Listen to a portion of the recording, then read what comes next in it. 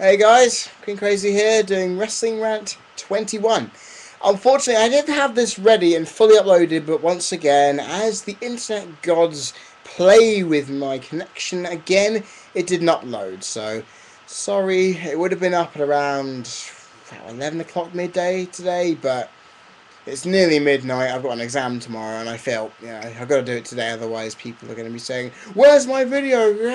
And flailing things at me. So I might as well just go on with it. I have stated before that I was going to do this on how our Ring of Honor and TNA really competition. I look at both these companies. The fact that WWE needs competition to do well. I think we all can say that. Sorry, the light's a bit dim on this webcam. The one thing we know is that Ring of Honor and TNA need to step their game up if WWE is ever going to become good again. I think we know that because if a competition is around, then they will do well. They will up the game and say, look, we're better than the competition. But are TNA and Ring of Honor really the competition we, the fans, hope for, and what the WWE can only believe is around for them to do their job? Now, I really thought this over the past couple of days. Whilst I'm doing my revision for my exams and I'm also doing other things, I was thinking this up, thinking, okay, how are these two brands, two wrestling entertainment companies, so different from each other that I can say in black and white which one is going to be better than the other for this. Now, I looked at both TNA and Ring of Honor's rosters to start with and thought, okay, let's see what these guys can do. And for the most part, I saw the rosters and thought, yeah, they've got some good people here, got some bad people here. Ring of Honor, I actually couldn't know any bad people because the good people I picked out were great people, and then I didn't understand where there were any bad people there. So TNA has a full lot of them. Anyway, let's go on with it. I looked at TNA's roster first. AJ Styles I thought was good. The only reason is because of his in-ring work. I think his in-ring work is stellar. It's fantastically good at times, and he can put on a bloody good match. However, I do think his mic skills are a bit meh. I've never thought of him as a good mic worker. And what I have seen of AJ Styles, I think he's one of those guys who can just go in there and get it done, much like Chris Benoit could. So I'll keep it on with that. I think if Styles stopped his mic work a bit, he should be a bit better. Kurt Angle, no one even needs to talk about him because everyone knows what Kurt Angle has done. He is a valuable asset to TNA. It got a lot of attention to TNA at first in 2006, and it kept a lot of the fans there for quite some time, I bet. But he needs to be back in WWE on a small schedule. I don't care that you're training for the Olympics, Kurt. I won't be there to watch them. I'll be in Australia by then, basking in the sunny, slightly warm area of Australia when you possibly could be in London at the Olympics. I'm nowhere near it. But come back to WWE. You need to be in a place that actually respects you, not putting you in a rivalry with your former wife and Jeff Jarrett. It's just a complete waste. Rob Van Dam would only just be in the good because of his in-ring work. Fucking love it. Kept me entertained for years when he was in WWE. But his frequent ideological indications about drugs really do not sit well with me. Look, if you want to smoke, do it in your own time. Don't do it as part of your job. It's not going to do you any good. Christopher Daniels is one person who I believe should have been signed by WWE about a year or two ago. Oh, sure, he's 40 years old. The thing is, just because he's not the age bracket, he can wrestle bloody well. I don't understand why WWE didn't sign up. I think it's the fact that he's got the look of a heavyweight, but the athleticism of a cruiserweight. That guy's a fucking genius who, at even 40, can pull off epic moonsaults and springboard moves and all kinds of things. I'd have that guy on my roster. Snap the fingers. Easy.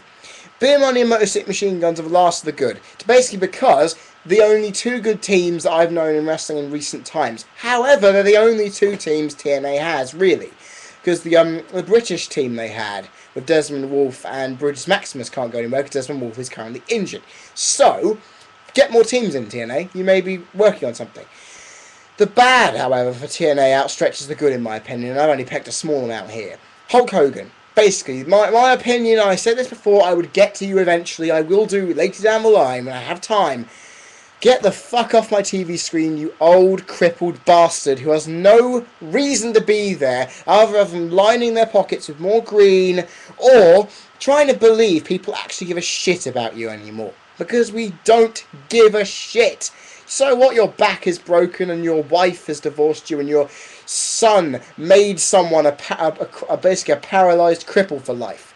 I don't care. Hulk Hogan, you mean nothing to us anymore. We don't care. Just go away and TNA will be happy. The same can also be said for Eric Bischoff. You insulted the IWC this past week. We hate you for it now. Because we our opinions do matter. Because we do everything that every other normal fan would do, except on an even more passionate scale.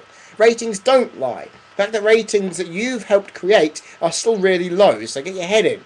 Jeff Jarrett and Vince Russo together is also another one. Because Vince Russo may have been good in the Attitude Era when things like that were unexpected. We didn't actually know anything. Now, with the advent of the internet, your shock tactics and stupid swerves don't work. Jeff Jarrett, you own this company, yet you put yourself in front of it.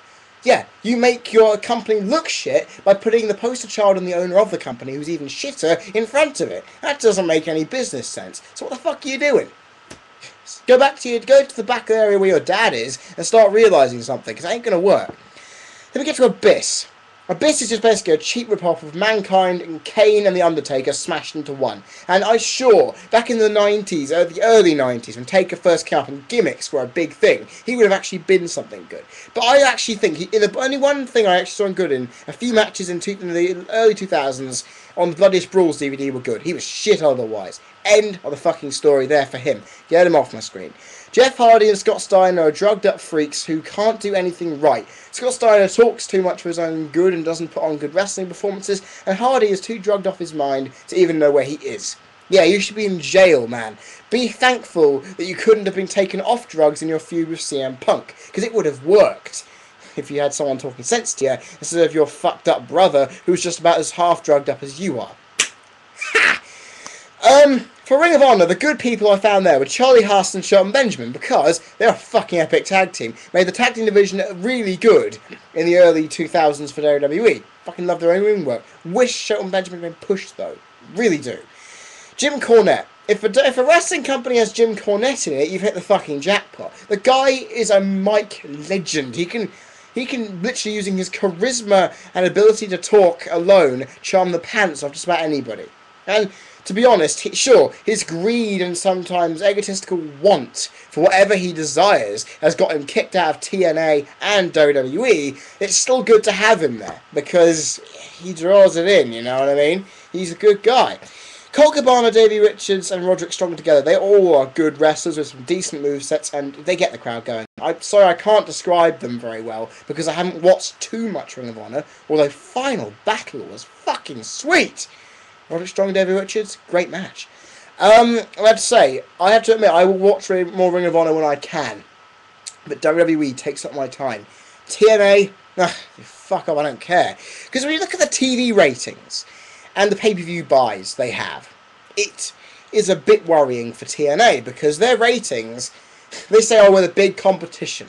Yeah, the fact that you draw on the bare side of a 1.1, maybe even below that sometimes, in zeros, that doesn't mean you're doing well. You say, oh, the ratings don't lie. Yeah, the ratings are telling the truth, but your company is now sinking with the people you've got, some of the people you've got there.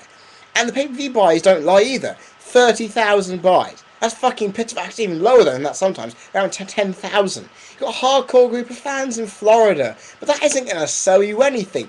If you are going to be a territory, then go ahead.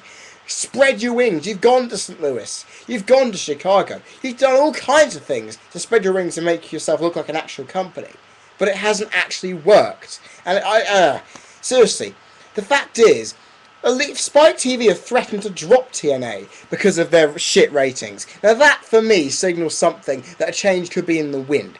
Ring of Honor lost their show thanks to HDNet not renewing their license. Okay, that's bad enough. But they have been bought up by the Sinclair Media Group, and that could come in very good use for Ring of Honor, because their show won the Wrestler Observer Newsletter Award for Best TV Show. So that is, for a wrestling company to get that kind of award and that kind of publicity, is enough to say, yeah, this is good. And I think if TNA do fall by the wayside, which I believe they will do at some point, we will have to say that Ring of Honor will have to step up their game, because people like me, who love wrestling, sometimes are a bit pissed off by the stale really, really pedantic and patronising WWE product, where they basically look down on us and say, oh, you fans, you're like shark bait. We can effectively get you to do whatever we want because we're WWE. And I want something more pure than that. I can watch Japanese wrestling, Mexican wrestling, but honestly, I don't like hearing foreign commentators. They bore me to death. And if you notice what Japanese commentators, they basically just go, "Aye," repeatedly after when one of them talks. Just go, oh, what the hell are you doing that for? But anyway, back to the subject at hand. Ring of Honor, if they get the right TV deal in, and I actually know this, but their pay-per-view buys, the internet ones, get around, 900 buys? That's actually not that bad. It's small, but it's good enough. I mean, sure, it may sound that I'm biased against TNA. To be perfectly honest, I don't like TNA, because if you watch TNA in the UK, you get it on Challenge TV, the game show channel, and they put on the most stupid disclaimer adverts which say, "Warning, this show contains extremely muscular men, scantily clad women, and overexcited announcers who sound like they're jizzing themselves." And I don't know. I just look at it and think, yeah, you're trying to sell this to me, but I just don't care. And Ring of Honor, you could sell that to me, and I go, ooh, good wrestling, I'd be interested in that. That's the thing. Who has a better future? And I often think, unless TNA does massive changes, they're going down. They are down and out. Because I bet if, say, Desmond Wolfe might retire. I know Sting is on the verge of possibly retiring if he doesn't go to WWE and feud with Undertaker. I know that Kurt Angle is practically hardened up to go anyway. Jeff Hardy might go to prison. So what the hell are you going to do there? And the fact that Hogan and Bischoff, they've had a lot of problems too. So what are you going to do? They could go downhill from... They're going to go straight down. And the minute they announce any form of bankruptcy, I can bet £1 million that Vince will swoop down like the vulture he is, pick apart the carcass and take what he likes for his dinner. It'll happen. Okay? And I'm not saying this, all you TNA fans out there, I know this might be offending you right now, but it's the stone cold truth. You've got to understand, this probably will happen. Because this Ring of Honor has a bright future. It's nurturing good talent. It's not just bringing in WWE castaways who have been released from their contract with Future Endeavored on the website. They're not just taking in the best of what the E dropped out to say, oh, look, we've got them. Look what you guys missed out on. Because they're not even booking it right.